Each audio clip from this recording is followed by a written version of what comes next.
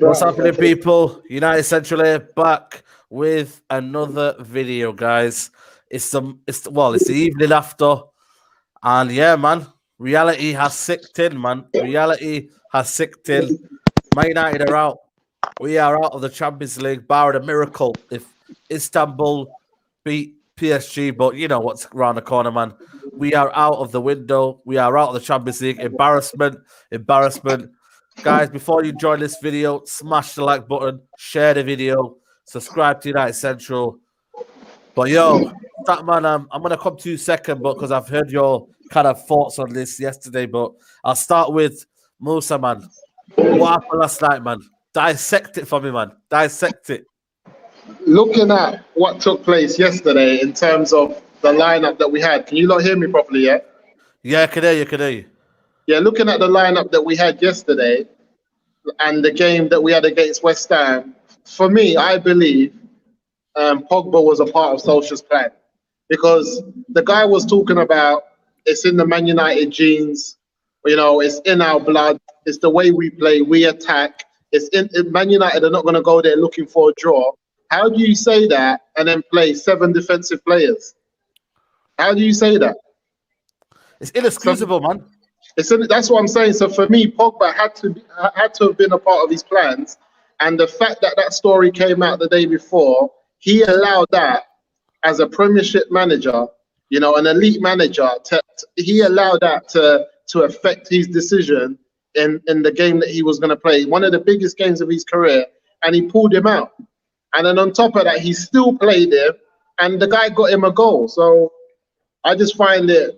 Like, when I look at yesterday's game, the minute I saw McTominay and Matic, for me, it's always bad news. It's always bad news. Remember, I think the Friday before when we was on your channel and we spoke about it, and I said, anyhow we play, it was Monday, I said, anyhow we play, McTominay and Matic, it's a problem.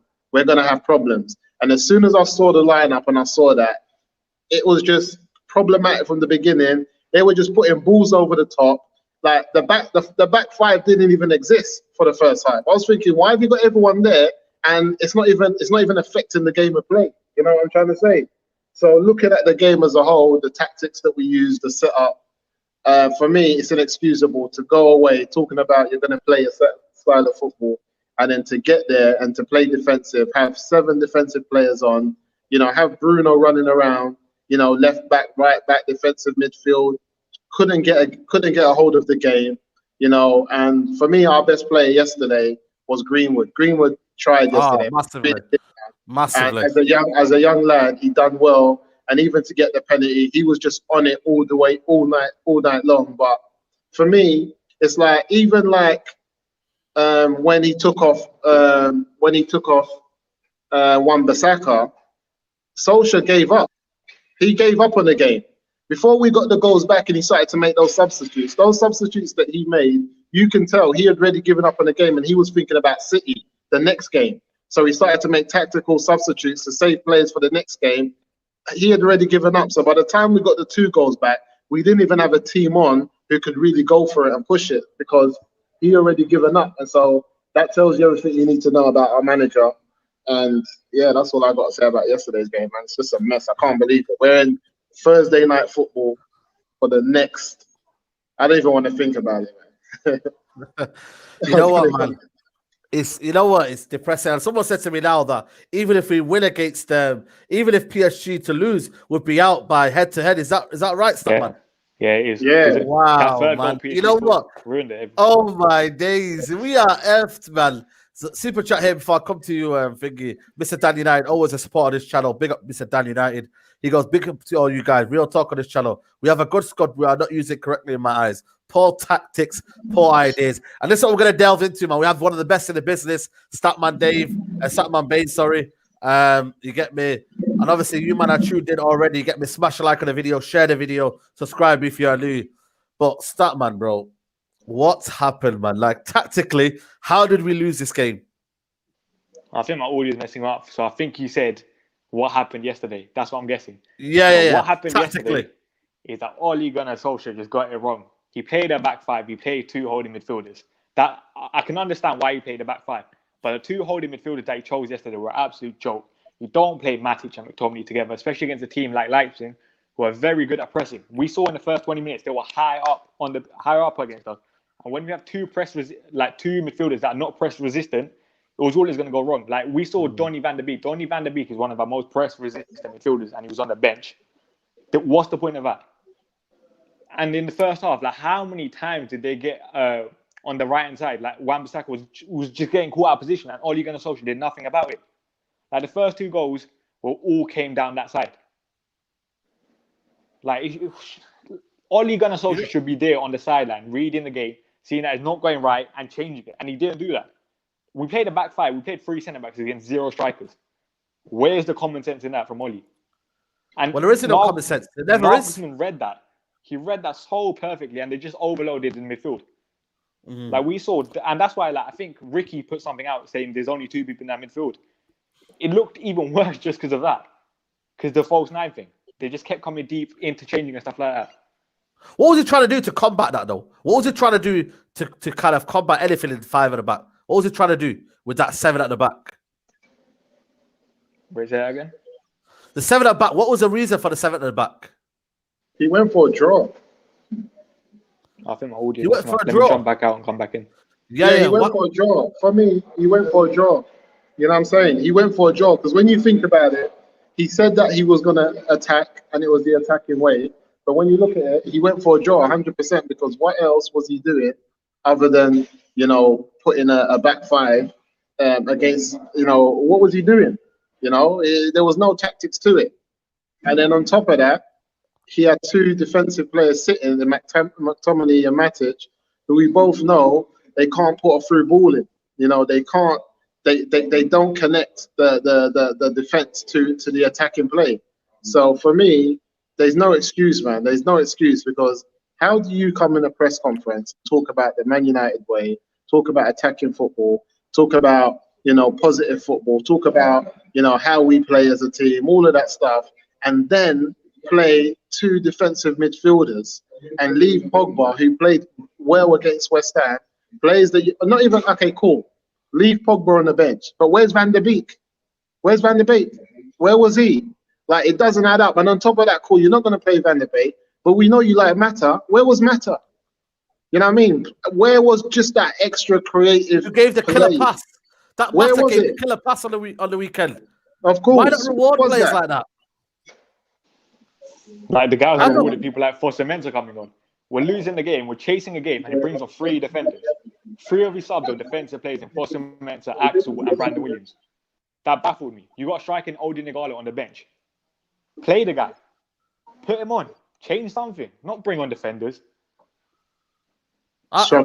It's baffling for me, man. I really is baffling. And I said it before, and I said it again, man.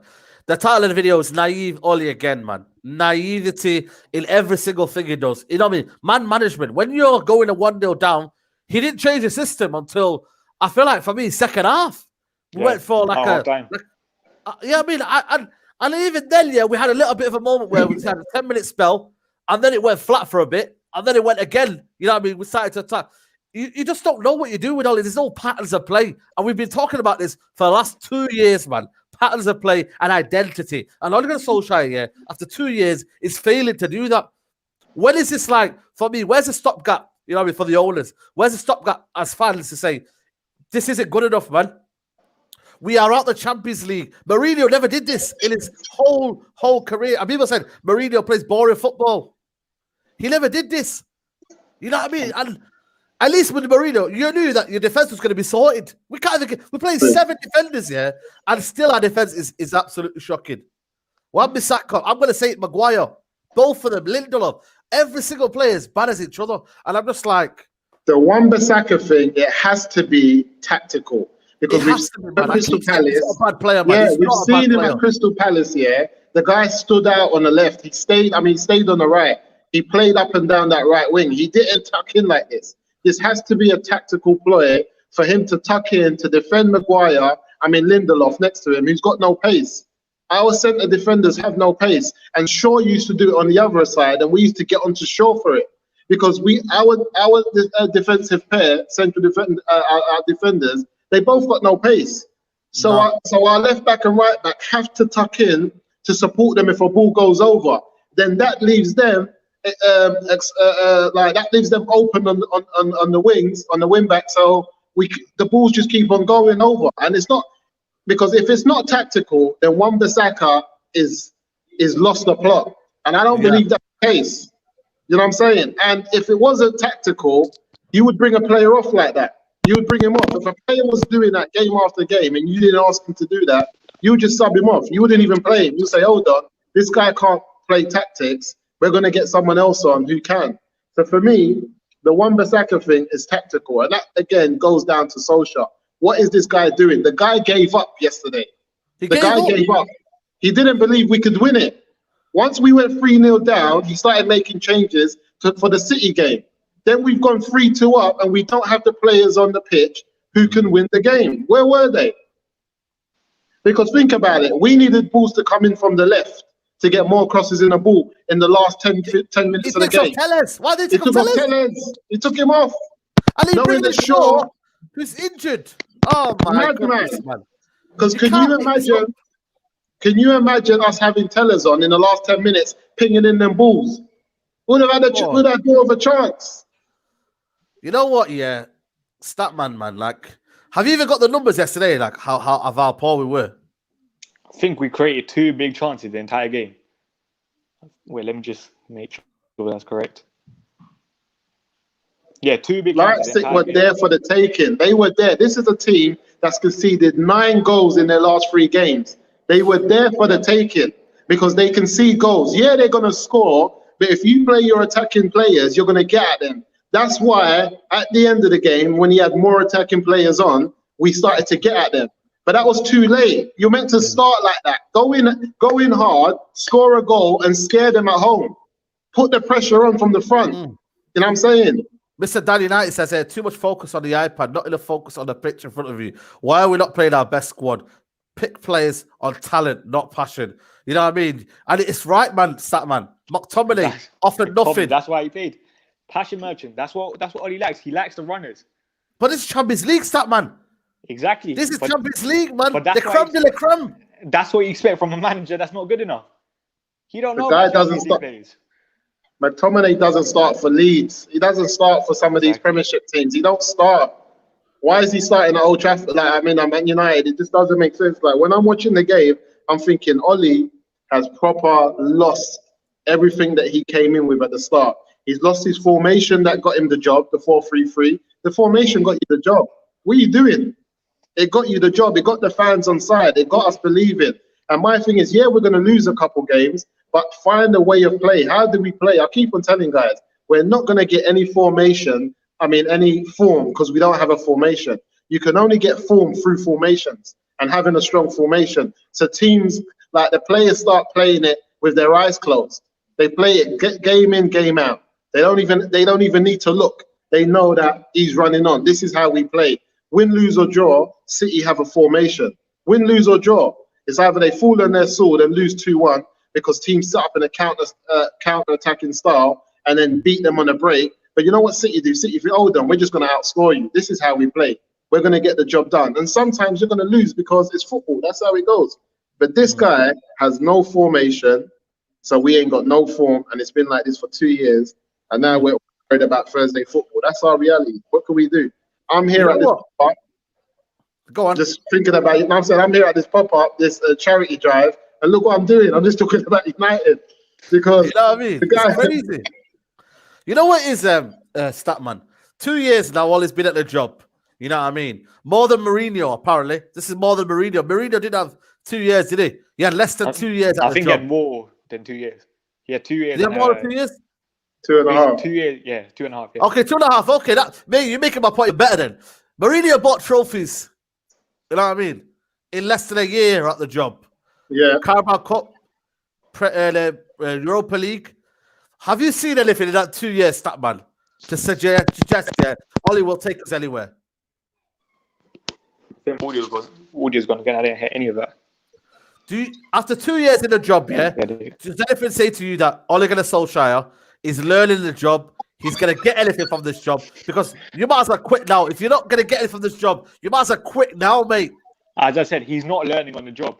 You saw Nagelsmann after he lost 5-0. He said he was going to learn from that defeat, and guess what he did? He beat Ole Gunnar Solskjaer. He changed. Like this is what I say about Nagelsmann. Like he's so adaptable. Like we saw, I think the other time they played Yusuf Poulsen up front. This time they played 2 false nines in like Daniel Olmo and Forsberg. He changed it. We saw even like that Atlanta manager Gasperini when they lost against Liverpool. He changed it like the second game, and they won. That's what good managers do. They adapt. When they like this is what I say about Ole. We're seeing the same mistakes. Like how many times do we question like Wan-Bissaka's positioning? It's not once now. He done it against Sevilla in the Europa League semi-final last year. It's time and time again the same errors. And now they're doing it to Telles. Now they're doing it to Telles. Telles was top quality at Porto, mate. You see the goals he's been getting. One of the best left backs in the world, man. Everyone was saying. You know what I mean? They're putting him in that bracket of top 5 left backs in the world. And now, all of a sudden, he comes to the football club and everyone's saying, you know what? He's rubbish. Why is he rubbish? Why are majority of these players rubbish? Because of why? The manager is not good enough to get the best out of these players. You know what I mean? These are good players, man. We have a good squad, Moosa, man. We have McTominay, you know what I mean? Not McTominay, bloody hell. Bruno, Van der Beek, Pogba, whether you like him or not, you think he should be out the football club. You know what I mean? These are players, some players that can be here, and you think, you know what? These are quality players, man. We just need the manager. The missing puzzle to this year, the missing piece to the puzzle is the manager, man. And how can the board not see that? I think one of the things I always say, yeah, this is what I need like people to understand. Ole Gunnar Solskjaer is not the biggest problem at the club. We know that. The Glazers and we know that. We know that. But Ole Gunnar Solskjaer is still a problem at the club because he's not getting the best out of the players that he has. And as I said yesterday, Nagelsmann sold Timo Werner in the summer. They replaced him with Alexander Sola for Crystal Palace reject, and they're still 2 points off the top of the Bundesliga. They've lost 1 game in the entire season in the Bundesliga. That's down to good coaching. And can you really say Ole Gunnar Solskjaer's got the best out of this starting 11 or this squad in general? No. And the answer is no, which is why for me he has to go. But the thing is, will he go though? That's the problem. No. How far can you fall though, Moosa, man? You know what I mean? We're going to be down to the ground, mate. You know what I mean? I think there's a false reality in the Premier League, I think, this season. You know what I mean? I feel like people are getting away too ahead of themselves. And I'm one of them, man, because I'm like, yo, we're fifth in the league, not far from the top. You know what I mean? But I think this is going to be a yo-yo Premier League, though. I feel like it's going to fluctuate. But sooner or later, we'll be found out like we did today. We can't be giving teams 2-0 head start and relying on individual brilliance. That's what Ole Gunnar Solskjaer has done since he has become Manchester United manager. The first bit of his reign was the fact that, you know what, it was a feel-good factor football. On the Mourinho, it was dire, man. I kept calling it was dire. So anything after the Mourinho was always going to look good. Then reality kicked in and we lost to Cardiff and Huddersfield withdrew against them towards the back end of the season. Then we started awful with the players he had. He couldn't improve the likes of Pereira, Lingard. I know these are awful quality players here, and they're not Man United standard here, but he couldn't improve them. He went and bought Bruno Fernandes. That was a savior. Everyone kept saying Bruno FC. Everyone kept saying Bruno's a savior. Till this day, he probably is Ole Gunnar Solskjaer. Why the reason he's still in the job.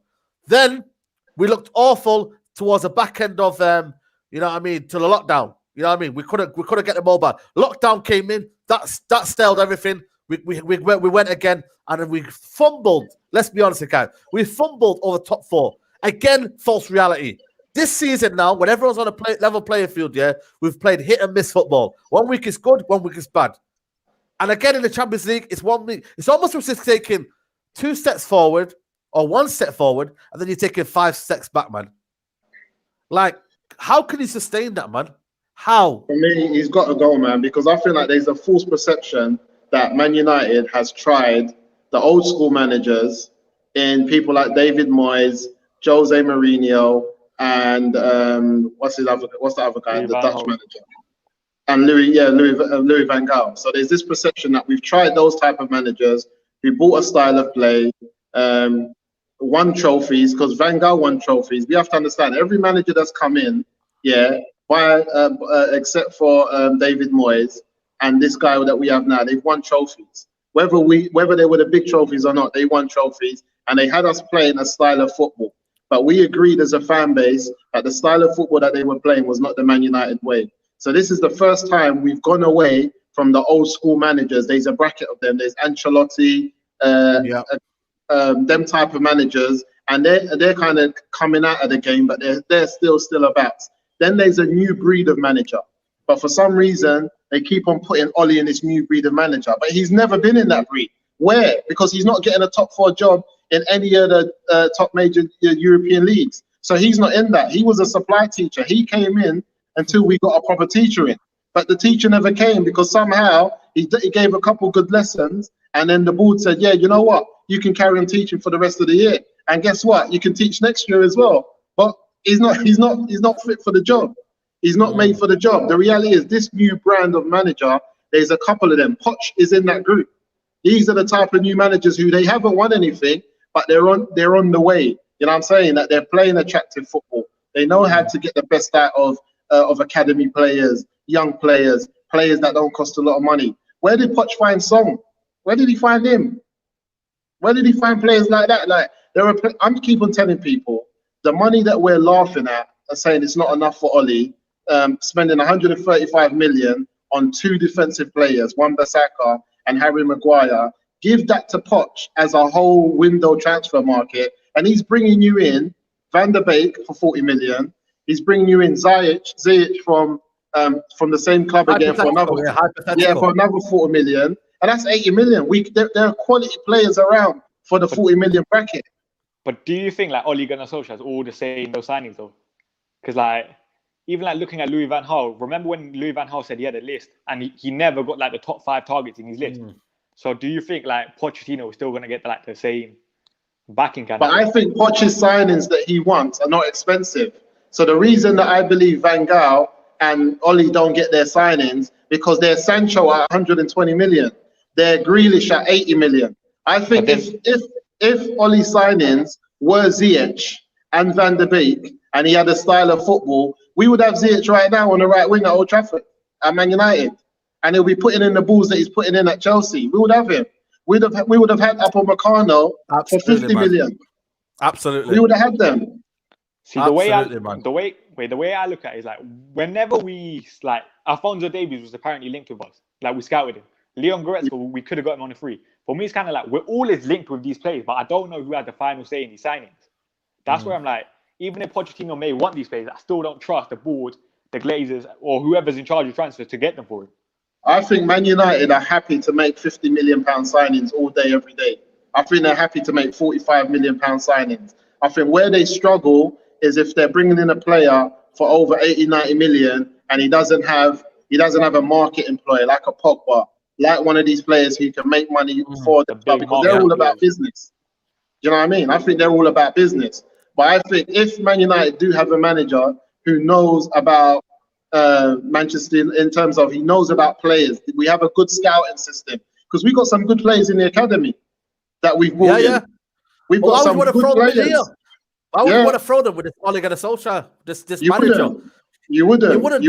Look at Greenwood last night. He looked shattered. He looked like he was defeated. You know what I mean? A player of that age. You know what I mean? This is for me. This is the point. Think about it. Everyone's talking about Grealish now. When did Poch want Grealish at Tottenham? Won it 2 years ago. 2 years ago. 3 years ago. This is what I'm saying. So you look at the team that he was trying to build: Eriksen, Dembele, Grealish, Song, Harry Maguire. I mean, Harry Kane. Okay. You know what I'm saying? So and these are players that are not costing him more than 30, 40 million. He knows what he's doing. I'm not saying that he's going to go and win the league, but he's been second. He was in the Champions League final. He's played attractive football, and he's not even been backed. He's not even He's been through a whole season not buying one player. So for me, I just feel like there are players out there who don't cost 50, 60 million, and you can get a good tune out of them if you have a manager that knows how to make players better. Yeah. We've got 400 people, live in the video. Please smash that like button, man, and share the video, man. Big up to everybody who's joining in right now. You know what is there, Statman? People say Poch doesn't ever win anything. We just need the manager right now to get the best out of these players. We have a good squad. I'm just looking at Ollie and thinking, how dare you, man, put McTominay ahead of Van der Beek, man, a Dutch international, a player with quality, a player that has something about him. He could do both. He could be aggressive. He can defend for you. He'll run the channels, but also he has a quality to keep the ball. I looked at Sabitzer last night. Absolute quality, man. I love him in my team, mate. What a player he is, man. You know what I mean? You're looking at Campbell. Everyone said to me, Campbell is 30 years old. Listen, mate, he's an absolute quality player. You know what I mean? Danny Almo, they all know what they're doing, man. Why is it Ole Gunnar Solskjaer has looked towards these kind of players? Matic, McTominay, these kind of players that just give you heart and desire, but they don't really give you any quality. You know what I mean? We are looking for moments of quality. You know what I mean? When you look at Sabitzer and all them, do you think, oh, they're hard men? You know, oh, you wouldn't want to play against them. But at the end of the day, what do they have? Statman, they have quality, man. That's the difference, man. We've gone from passion merchants here. You know what I mean? Instead of quality. And that's, for me, been a downfall of Ole. But the thing is that no one's drawing Ole out on this because his entire coaching staff are a bunch of yes men. Michael Carrick's done nothing in coaching. Mike Phelan, the guy was in Central Coast Mariners or something as director of football. Mark Dempsey. Who are these people? We don't know who these people are. At least other what do you call it, managers, they have their own coaching set up and they kind of trust them. We even just look at the Tottenham documentary. How much Jose communicates with his staff. Ole, he's talking to Michael Carrick, who's done nothing. He's talking to Kieran McKenna, who was academy coach. He's talking to Mark Dempsey, who I don't even know where he was. Probably at Cardiff with Ole. I think that just says it all. Ole sits in the crowd watching the game like us at home. Man's like this. Have you seen it? He's doing something. He's doing something. No, brother. You're the one that's meant to be shouting out instructions. What are you doing? You're just sitting there watching the game, waiting for individual brilliance. You know, we know he's got it. He's always talking about when someone does individual brilliance, it's never we've played well for a full 90 minutes. Never when was the last time Man United played well, for a full 90 minutes? We came out and we imposed ourselves on the opposition, playing good football. When was the last time we done that? It's always some individual brilliance. Then he comes out after the game saying, oh, we know the lad's got that. He's got that in bundles. Yeah, what you got? What does he do? We don't see it consistently. We know we got individual brilliance. It's fine. We can rely on individual brilliance if you're doing it on a consistent basis. We're seeing the same patterns of play. But that shouldn't be your forte, though. Shouldn't be your forte. It shouldn't be something where you're oh, you know what? I can rely on individual brilliance. I can keep relying on that. You've got to have something. It's almost like you don't follow the crowd. You know what I mean? You never follow the crowd, do you? You always do your own stuff. You make yourself stand out. You know what I mean? You are your own person. You know what I mean? I just feel like Ole's just always thinking, yeah, I can rely on that thing. I can rely on that moment. You can't keep doing it. As a manager, that is why you're manager. That's why you have to be the person who makes a difference. You know what I mean? It's a moment of brilliance 100%. As a manager. If you're telling them make a moment of brilliance on the pitch, maybe you make a moment of brilliance and say, you know what, let's scrap the five at the back. Right. Whoever's off for the back five, I'm taking you off now because I'm going to go with a different shaped diamond. 30 minutes. I'm going to change it after 30 minutes. Be bold, man. We saw Bielsa a couple of weeks ago took a guy off in a yellow card in 30th minute or something. Yeah. When does Ole ever do that? That's big, brave management from Bielsa. Ole's a coward. We see the subs. I know he made a sub at half-time this time. But normally, look, I think it was against PSG, he waited until the 75th minute, and that was because Bruno's holding to make subs. The brother yesterday took off 2 left backs to bring on a left back that was What was that all about? Oh, the tele sub. My God. We're trying to chase a game and we take off an attacking fullback. There's no. He took off an attacking fullback to bring one on who is right-footed and just found it difficult to get any balls in there. And then you're just sitting there thinking, it's peak for us. It's proper peak. Because I think to myself, we're not going to do nothing in the Europa League. We're going to go in there. For me, he's got to play the youngsters. He's got to play a different type of team in that competition. And we've got to concentrate on the league. But then on top of that, what is he doing in the league? For me, I just feel like he's going to get a lot of this. The thing about Ole is this. We're in a difficult situation as fans. Because we actually have a talented squad that is so talented, it's good enough to get goals on its own without proper tactical instructions from the manager. So if we look at the average of that, this team is going to win games on its own enough to save this guy's job. That's the problem that we're having. It's going to win enough games to save him from actually getting the sack because the individual brilliance is going to come out more often than not because we have some of the best players in the world. So for me, that's why we make so many comebacks. It's just literally that's nothing to do with Ole. That's literally individual brilliance when you're going gun ho. Yeah, but people fail to see that though. And it's like, people are saying, well, you need players like that. But also, I feel like a lot of people don't understand and underestimate the significance of a manager. You know what I mean? Like, to get you through game. Look at Nagelsmann last night. He single-handedly won the game for Dortmund, man, with that system. Of course. You know what I mean? So why can't our manager do that? And you know what? Yeah, I'm not giving credit to Ole. That's why always people say to me, give credit to Ole. When they said to me, Cavani substitution, I never gave credit to Ole because he had to do that. Against West Ham, he had to do that against West Ham because he had to bring up Bruno because Martial was injured. You know what I mean? And what's it called? We needed Rashford. He had to win him. We were 1-0 down. Yeah. We had to. 100%. What's this all about? This business of give credit to Ole, man. And it's like, but you can't. If I was to give credit to Ole, I can see a repetitive cycle of, you know what? He's keep doing the same stuff and it's working. I can't see the same stuff working and working and working. Because you know why? 1 minute it's inconsistent. 1 minute it goes well. 1 minute it's like all over the place. I don't see it, man. So I'm like, how do you expect me to process? You know what I mean? Trust the process. That word, man, it's a big word. Trust the process. How are you supposed to make me trust the process? Why? You can't trust it. You can't. You can't trust on his process because the reality is this.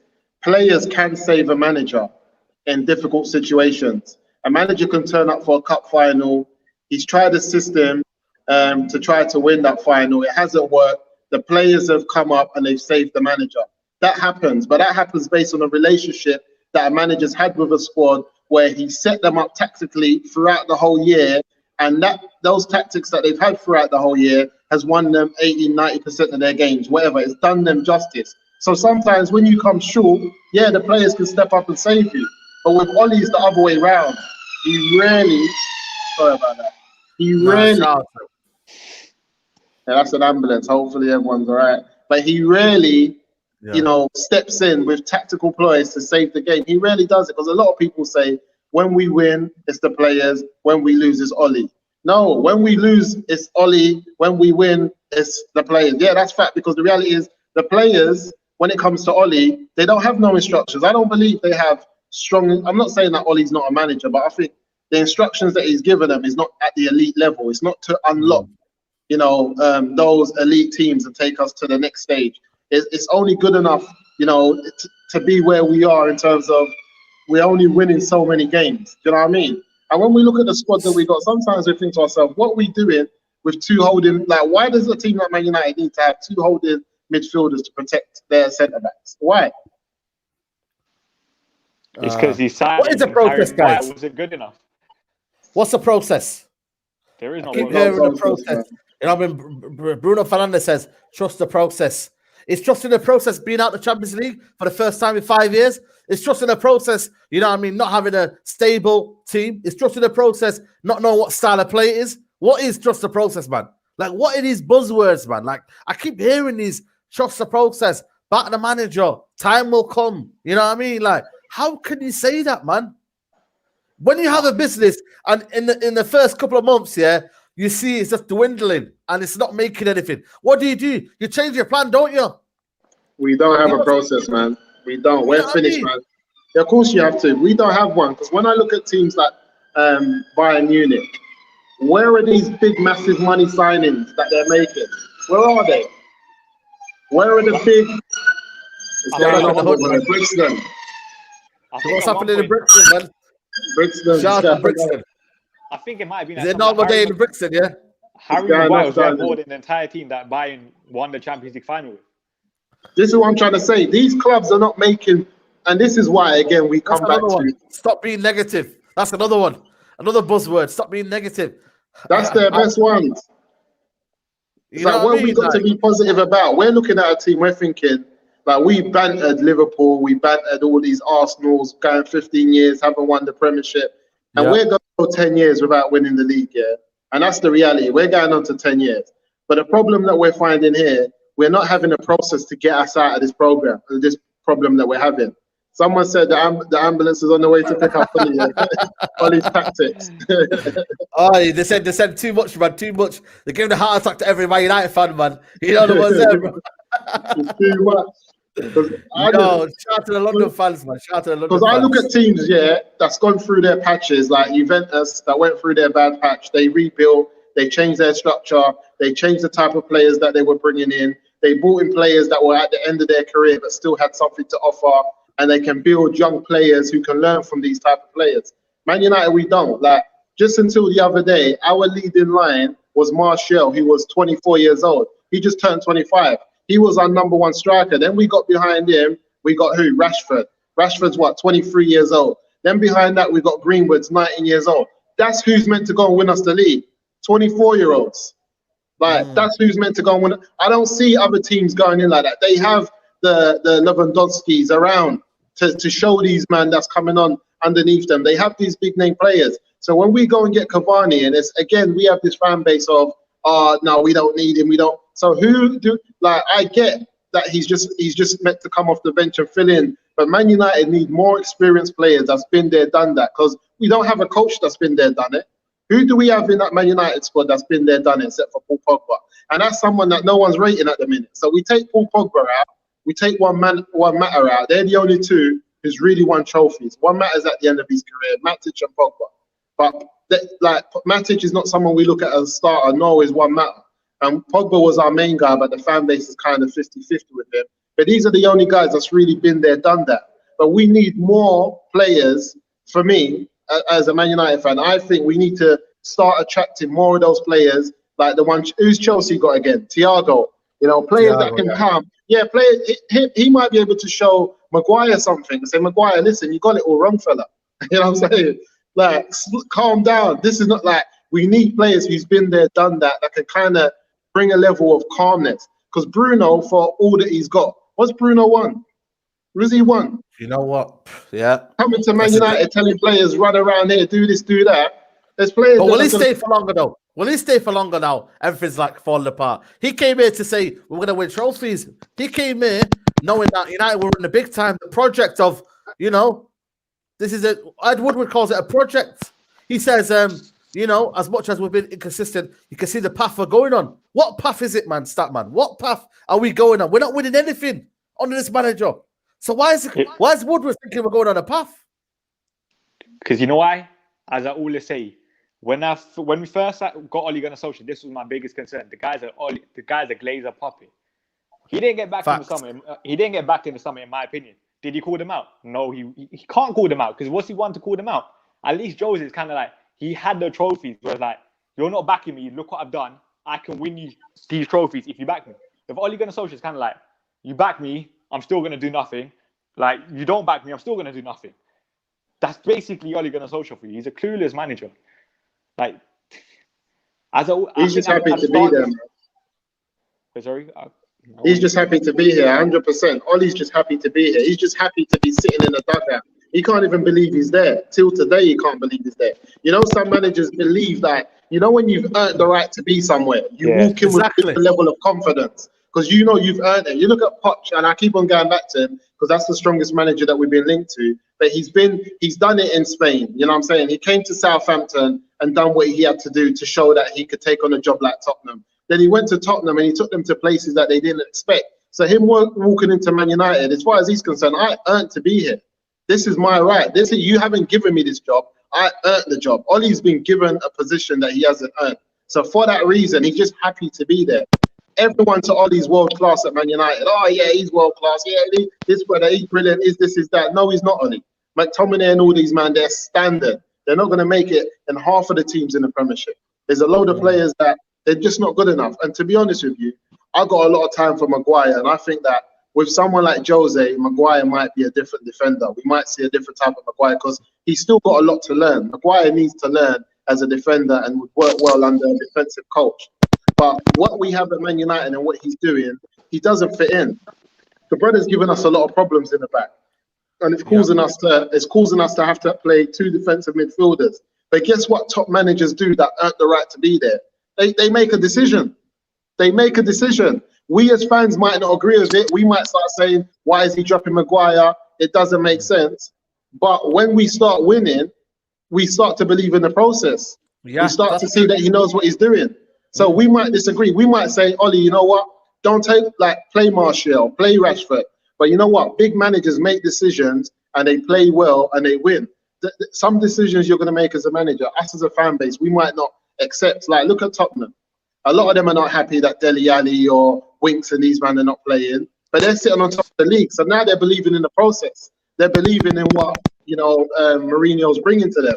As much as they might not agree with some of these decisions, but they're seeing that, hold on, this guy is tightening up the defense and we're countering on teams. You see Mourinho, I told people before, when he sits on top of the league, he doesn't just relinquish it that easy, mate. No. He will draw himself. He will draw if he could draw every game to win the league, he'll do it. He doesn't business. If that's all it took for him, he's not going to do it. When he has to draw to stay on top of the league, he's going to draw. When he has to win, he's going to win. He's not going to do nothing extraordinary. He's just going to do enough to keep him on top. And like I said, had the league, had we had Jose this season, the league that when he came second, how many points did we accumulate? 80-something points? I think it was 82 or 81. 82, 80. yeah. That's what I'm trying to say. So for a league like this with Jose, that's up and down, he wins this league. Jose gets you 90 points this league. He gets Tottenham 90 points this season. He will get it for them, there or thereabouts. And if the teams above him, or the teams that we expect to get more points, like Liverpool and City, if these teams don't go above and beyond and smash these 90 points, 100 points, as they usually do, and we end up around the 89, 92, 93, Jose's in for this title. He's in it. He's in it. What now, man? What now, Statmanbains? You know what I mean? Where do we go from here now? We've got a massive game coming up, Man City. You know what I mean? Can Ole survive for you? Is it a ticking time? And by the way, PSG are winning 3-0, so you know what I mean? We're you know what I'm saying? Even if we had any hope of whatever, that's gone anyway. Why they playing it today, yeah? Yeah, they played it today. You know what I mean? Big up, you know what I mean? Solidarity with Demba Ba and the other brother, you get me? Yeah. Stand up to racism. But Statmanbains, where do you go from here, man? Because it's a massive game on the weekend. I think this is a different Man City, mate. You know, this is not the City that we see last time. They never had De Bruyne, I think, last time they played us. You know what I mean? I think they never had Jesus up front. I think Aguero was playing. Jesus, for me, is better in the system, what they do. It's a different goal game, man. If we get beat, and I think if we get beat significantly in that game, 1-0, if we go down 1-0, I think the heads will drop. Has the manager lost the players, you reckon, if we lose that game? Or has he lost it already? See, you know why I don't think he's lost the players just yet? It's because we still keep making these comebacks. That's why, as much as I think the players don't think like Ole's the guy, he's not like a good coach. Like even when Ole first got appointed, I think in the summer, it was something came out was like in the training methods, all United players do is run. And like the United players were kind of unhappy with that. And we still haven't seen like United kind of like throw Ole under the bus kind of thing. But no matter what, we still keep making these comebacks. Which is why I keep thinking like these players still have some sort of faith in Ole Gunnar Solskjaer. Does that make sense? Yeah. But what faith though, man? You know what I mean? We're in a false reality in the Premier League for me, because I feel like that will fix itself out.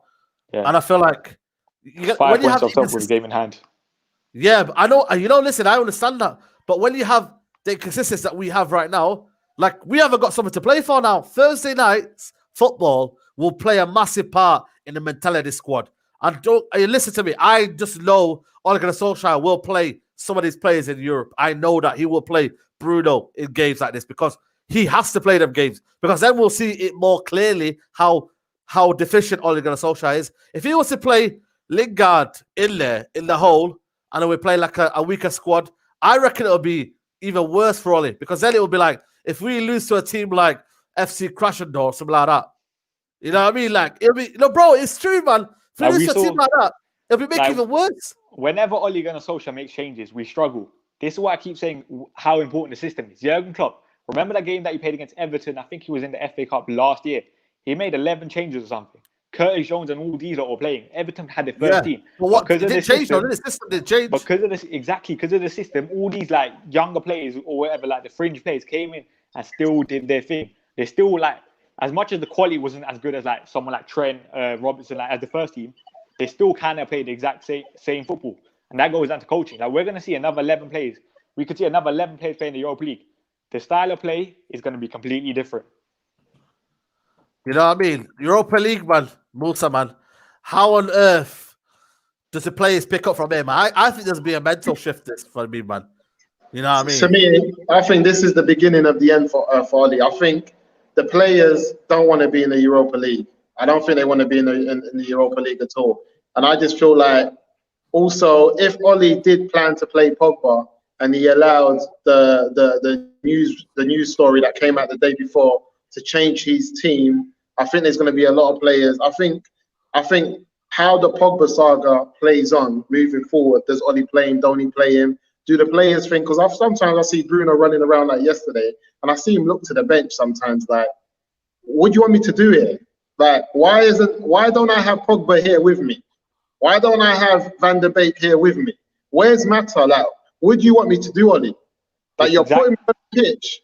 What do you want me to do? So if the players start picking the team on their own, or players start picking the team they think, because I think there's players like the team that we have in the squad that we have, I think players are going to be sitting there thinking, hold on, how's my man not playing? How's my man not playing? And the more that creeps in with them believing that Ollie's lineup is totally wrong because the process that Ollie's got is not working, the lineup that he's picking is making other players have to struggle and to do more than they should be doing with the talent that we've got, is the more he's going to lose that dressing room because players are going to be talking. And players like Bruno is going to be thinking, Pogba, I don't know how you're not playing, bro. I don't know how you're not playing. Van der Beek, I don't know how you're not playing because you should be playing. So the more that happens, the more the brother's going to lose the dressing room because then it's going to start to split. Because man like McTominay, he's not ready to sit on a bench for the sake of the team. He wants to play. Every player wants to play. So he's going to be like, boy, as long as the manager picks me, I'm not going to make a fuss about it. I'm playing. Like, I'm happy to be playing. You know what I'm saying? So you don't expect him to be like, yeah, I believe Pogba should be playing in front of me. He's going to be like, yeah, I should be playing because he's a footballer. He wants to play. But like I said, the more that the other players start to realize that, hold on, this guy's not even playing the best team that we've got. He's not giving us the best opportunity to go out there and win games. He's stifling us in the tactics and the players that he's picking. He's going to lose the dressing room. He's going to lose it. Oh man, I knew Zayn was gonna come, man. I knew Zayn was gonna come, man. I was literally hoping that Zayn wasn't gonna come around somewhere. And the guy's turned up, man. He says, "Saeed, see you on Thursday, Europa League final against Arsenal." You know, listen, guys, I was giving banter to Arsenal fans, and I was saying to myself, "Nah, man, we can't be in this Europa League battle with this club. We are on the same level as Arsenal, guys. Arsenal Football Club, 15th in the league. Paella Pulis. And we're in the same league." I can't believe it. I don't even like. It's too much. The Europa League. I'm not even. We're playing on Thursdays now. That means we can't even do like normally this show is on Thursdays. We can't do that no more. It's a mess. I can't do this, man. I can't believe Ole Gunnar Solskjaer bottled it, man. You know what I mean? Like, what has gone on, man? How have you got? I don't know if I'm watching that. I don't even know if I'm watching that Thursday football, to be honest with you. I'm just concentrating on the league. I said to Ramsey, I don't know if we can do this watch along, man. You know what I mean? Let's just watch the game and then we'll discuss it after, man. Why would you want to watch Man United versus, you know what I mean? Dynamo Zagreb. Dynamo Kiev, I don't know. Teams like that. You know I don't know if I can do it. That's radio for me. That's radio. While I'm doing something else. Tell you know what I mean? Martinelli hat trick. I don't know, man. I've not seen the Arsenal, man. Is he injured? You know what I mean? He played for the under 23s the other day. Oh, did he got a hat trick in there? No, I don't think he did. Someone says Zayn saying he will score one in the final if we play him. He's saying. Yeah, man. We've got 600 people on this video right now. We are not getting to the final. I can't see us. Telling you, man. We've got 600 people in this video. Smash the like on the video, man. Apparently we're not got even 300 likes, so smash the like on the video. But sorry, Statman. Yeah, one of the biggest things I say about Oli, he doesn't know how to rotate his squad. Like most top managers know how to rotate his squad. Especially in the Europa League and this season being like 6 weeks short because of like the pandemic and stuff.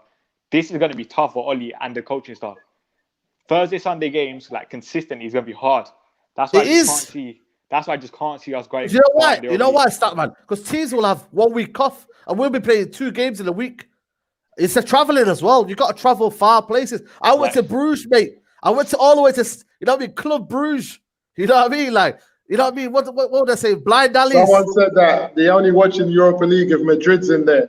I'm telling you, man. When you say Madrid, Are Madrid going to join us in there? Is there a chance? Yeah? Well, I think I even don't like think so. I potentially think they'll win. the draw I won. I said it like today to someone. Mulder can still go through in the Europa League. I want to see Mulder. I want to see Ole Gunnar Solskjaer against his former club. We lose against Mulder, we're done. Exactly, because if that happens, man. that's embarrassing for Ole now. And then the pressure's know going what I to be mean? on Ole. Look at this. You know what's sad about Man Look how United? big it Yeah? is, though. Look at You this. know what's sad about?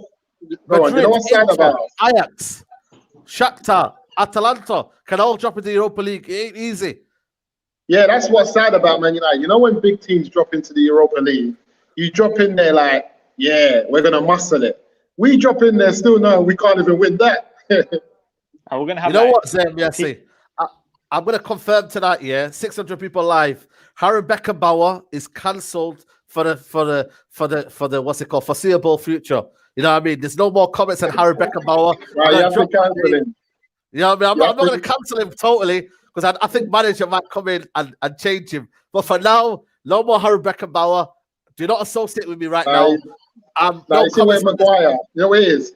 Like Maguire's done, man. The look on his face all the time that he has, it's like he owes someone money. You know when that look when you owe someone money?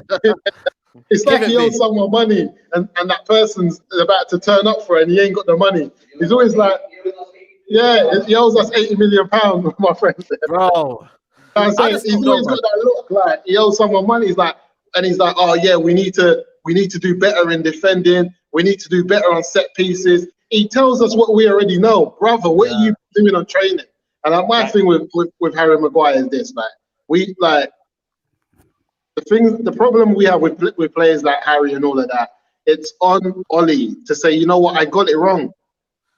I got it wrong. If you got it wrong, you got it wrong. You have to go back to the board. But like we said, he's just happy to be there, and he can't call big decisions. How are you going to be ready to bench Pogba because you want two defensive midfielders to protect your defender? Why not bench Harry Maguire and play someone like Twansabi who can actually cover with pace and say, I'm going to play a better midfield?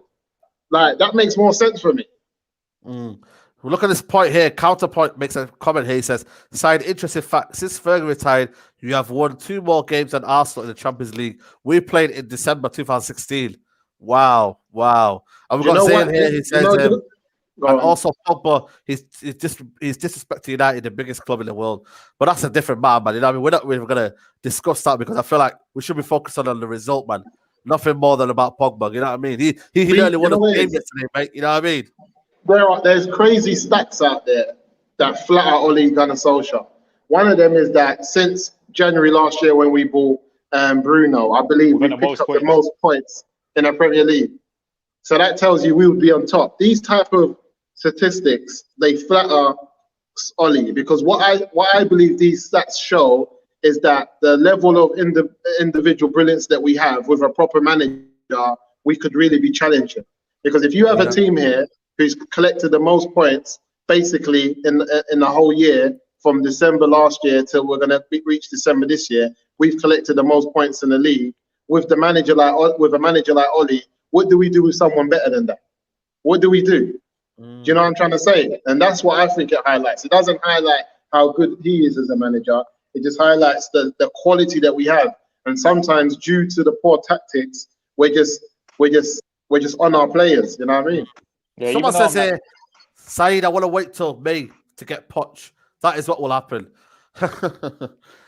So you want to cancel the season already then? Are you just giving up already the season? You know what I mean? Is that what we're saying right now? Why would you want to wait? But why though? We have a chance to win something this season, maybe. You know what I mean? Try and climb the ladder. For me, there's probably a clause in Ole Gunnar Solskjaer's contract where he's like, when it's mathematically impossible to get top 4, it's probably cheaper to sack. Even like Louis van Gaal, I think did Louis van Gaal we waited until the end of the season to get him sacked when it was mathematically possible we weren't going to get top 4. So that's what I think it is. Someone says here, Zayn goes here, did you see Ronaldo against Barca? His 5 Pogba's, get him back and we always see him back in the league.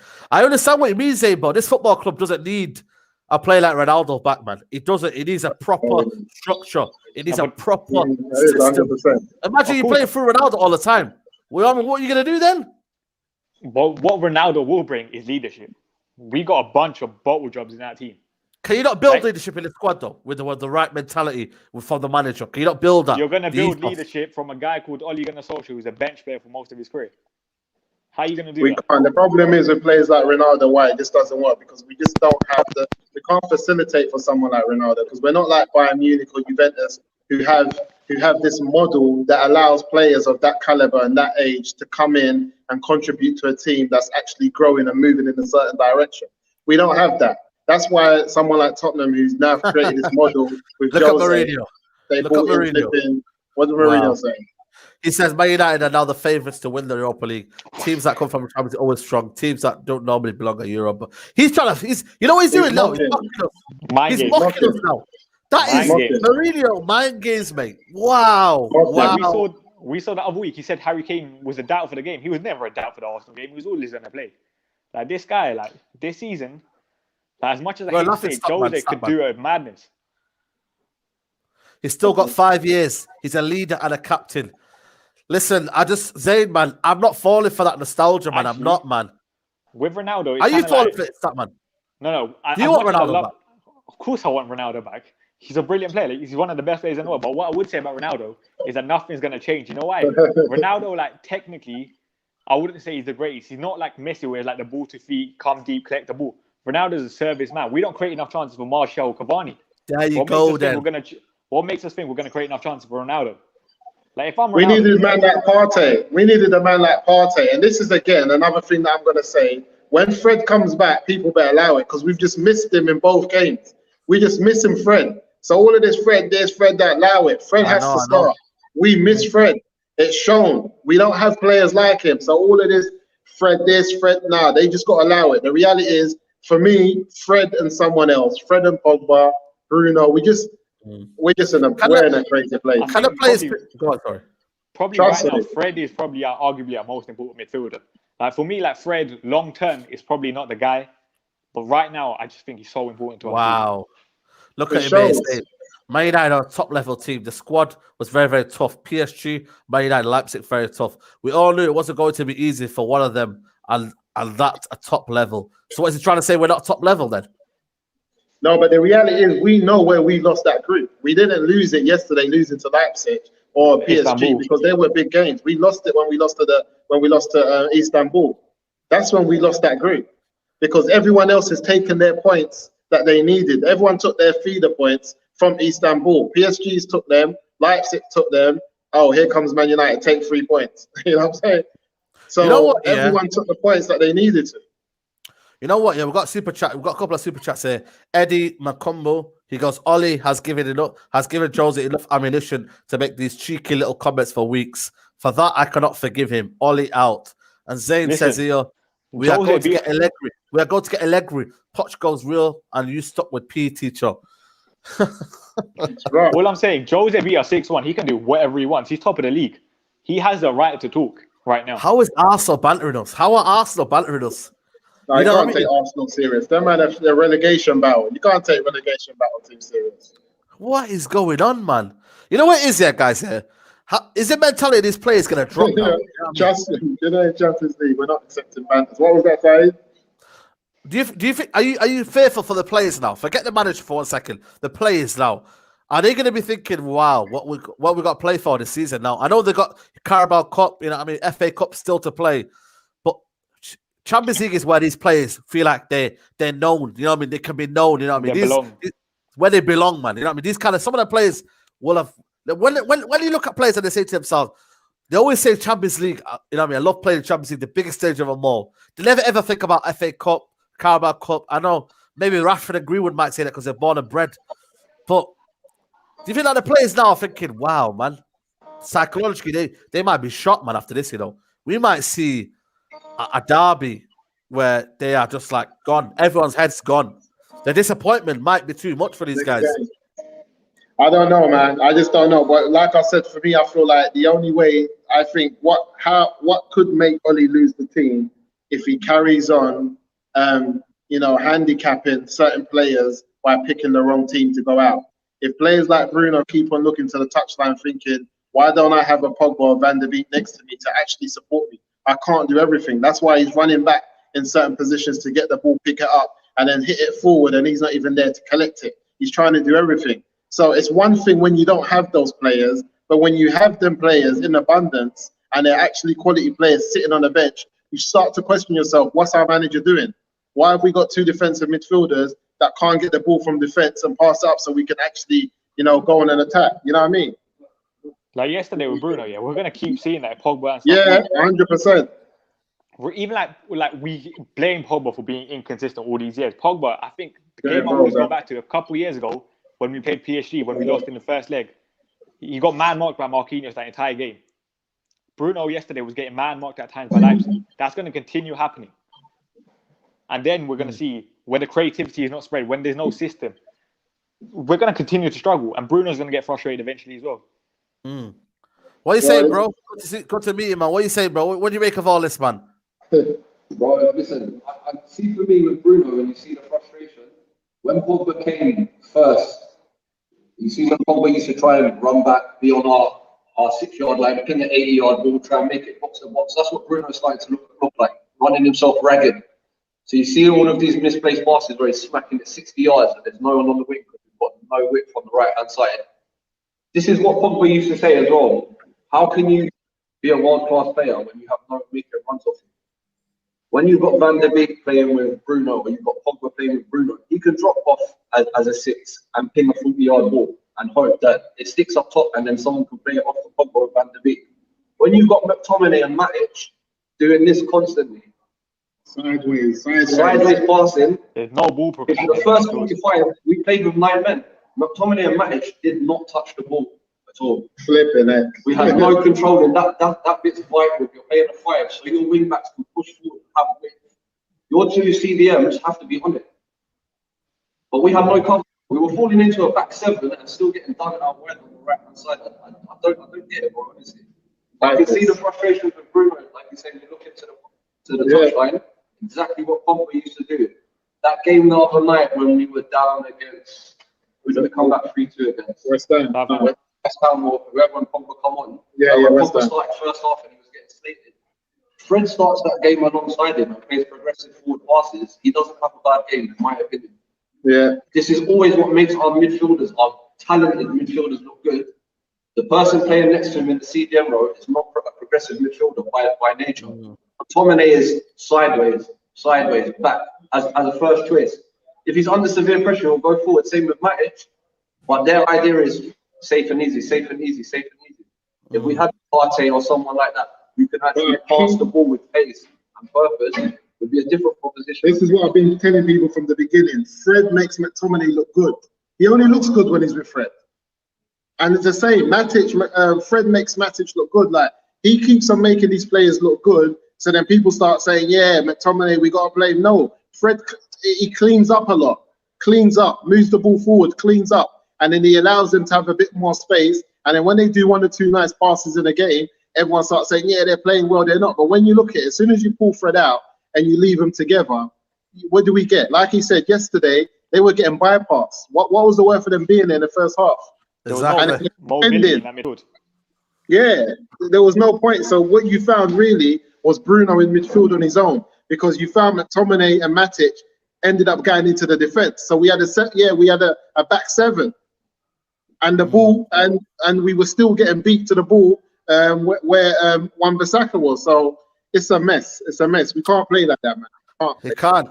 And Stephen A says, great point. Teams top players like Bruno, Martial, Donny van de Beek will leave if the club continues with such inconsistencies. New coach, director of football. Absolutely, man. But I just feel like the bigger picture is, man, all needs to go, man. We can talk about Woodward, we can talk about the Glazers, but you know what I mean? The bigger picture is, man, all he needs to go, man. All he has to go. I think what really feels going is if you look deeper into... Come a bit closer, bro. Come a bit closer. I'm struggling to hear you there. You start looking at the youth setups and what we're starting to do there, the patterns that we're playing, and you can see the consistency improving in the young players. If we do bring someone else in, it has to be someone that's going to keep that going, keep that level of engagement with the youth teams, because they all look at Kieran McKenna as like, I know I'm going to get a chance. This guy definitely knows who I am. But he's the only one that should stay. He's the only one that should stay for me outside the whole coaching staff. Is Kieran McKenna. The 23s and the 18s right now, if we keep that core group together playing, we will have 5 world-class players in 5 years. That's my opinion. look at, we have And I got think- some serious youth players coming through. That's where you kind of actually have to praise Ole Gunnar Solskjaer. When he's come in, he's kind of like, we've seen like Nicky Butt, head of development, I think he is now. There has been some sort of like cultural reset. Yeah. I think under 23 manager Ricky Scalbraith, or whatever his name was, he got sacked. They're trying new things with the academy. So that's where like I think we're talking about. No, but then we've always had a good academy though. You know what I mean? Even when Mourinho was in charge, we had not Mourinho, was it Van Gaal? We had a good academy. Yeah, Van Gaal's on the academy because Van Gaal is also an academy coach. He likes to bring players in like that. But for me, we've got our director of football as our manager. That's Ollie. Ollie's just a director of football, man. And we've appointed him as the manager. That's the problem. I can't even see the guy as a director of football. Like for me, like his knowledge outside the top, like Premier League is probably poor. Like look at the players he signed. Like Edison Cavani was a big name. Bruno Fernandes, everyone was saying sign Bruno, sign Bruno. Like even when, if you guys remember, when we did not sign Bruno, there was a report coming out saying it was because he loses the ball too many times. He kind of got forced into that. Imagine Poch tried to sign Bruno as well. Poch knows what he's doing now. He goes in for those 30 million, 40 million pound players. He tried to sign Bruno, like I said. He tried to sign Grealish. He's tried to sign the players. And for me, I just look at the money that we spent, because a lot of the time we talk about the Glazers haven't spent money. Maybe they haven't spent it right, but I feel like a lot of the managers have asked for marquee signings and big names to come into the club, and that's where the money's gone. But I feel like with a proper manager who connects, you know, the youth team and also has an understanding of the European market, what's available, we've got to stop paying this British tax. This British tax that we're paying on players is just messing us up. But you know where that stems from? That stems from the bigger picture of, you know what I mean, in terms of the recruitment, you know what I mean, the people at the top, man. And it's, you know what, I don't think it'll improve, man. I really don't think it'll improve. But guys, I think you bring in the new manager, the same issue is saying is, every time we have a successful season, whatever comes after that is worse. So we've made this much money, that has to pay off a certain amount of debt. You can have a little change that's left over. We're always a victim. Since the Glazers have come, we've been a victim of our own success. We see it in the last few years with Fergie as well. The signings, they weren't what they were. We still haven't replaced Ronaldo. And things started other than Van Persie. And you look at the trash that's left over from the Fergie years still at the club now, we just can't get rid of them. Because we're signing players on ridiculous money. It's depressing. But stuff like signing players like Diallo, Pelistri, and if you're coaching them up, are we looking to move towards a Dortmund model? And operate in that way? Exactly. But you need a good coach for that. There you go then. That's the bottom line. Exactly. In order to do that, you have to have someone that when they hit first team, they're still improving. Sancho's gone to Dortmund, been through 2 coaches, still improving. Yeah. But Reina comes. All of these kids, they come through and they improve in the first team. They don't shrink. That's a high pressure environment playing in Dortmund. Their fans are some of the most demanding in the world. That's pressure, bro. Pressure. You know what? We got to probably end it on that one, man. Brilliant insight, tactical show. Thanks for everyone coming on the show. Thanks to all you people. We've had nearly 700 people live on this video. You get me? Big up to everybody who's tuned in, man. Big up Statmanbains. Plug up my socials, bro. What's his socials? Tell him, man. Statmanbains, Insta and Twitter. Yeah, man. Big up Statmanbains each and every time. Moosa, you know what I mean? Shah, you, man. Shah, Resol, what you do right now. Let the people know, man. Yeah, Resol CIC. We distribute trainers to the homeless, most at-risk youth around the country. We're now at the Brixton Village. We've got a pop-up store collecting sneakers. We're also here with compliments of the house for people that want to come down and donate like tins of food and stuff like that. You can do that. You can come down, donate trainers.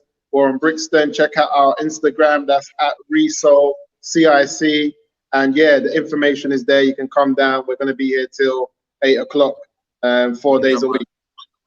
Yeah, man. Big up, man. Big up, man. You get me? Make sure you go check that out, man. Yeah, we're coming Manchester next month, so we're going to see you up there. Yeah, definitely, man. We'll be there, man. Don't worry. I'll be there, man. Big up for you guys. You get me? Big up everybody tuning in right now. We've had 700 people. Make sure you like the video. Smash a like on the video. You get me? Share the video and subscribe to United Central, man. We'll see you soon, guys. Hopefully, Derby Day, something will happen, man. Because if we get beat there, it's curtains for Ole Gunnar Solskjaer, mate. I tell you that. But guys, subscribe, like, and I'll see you soon, guys. Take care. Bye-bye.